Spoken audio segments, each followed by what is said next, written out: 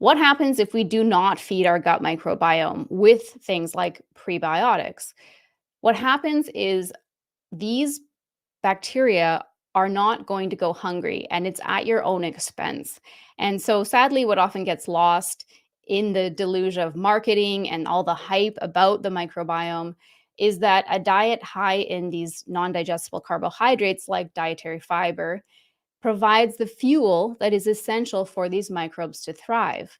And in doing this, we can avoid problems like dysbiosis. And we know that a diet that is composed of a very low fiber intake is at a higher risk of dysbiosis.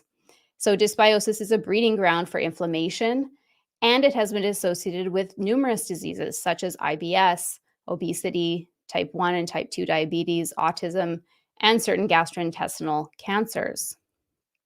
Studies have also shown that a diet low in probiotics can lead to an increase in what we know as mucin consuming bacteria. So, mucin is a carbohydrate layer that lines the intestines, and it helps to protect the integrity of the walls of the intestines. And so, if you see this graphic here from AE ProBio, this green lining here is the mucin lining in the lumen of the intestine. And if you're not feeding your good bacteria in your gut, they're going to start eating away at this lining. Now, this specific infographic, I should say, is referring to COVID-19 infection.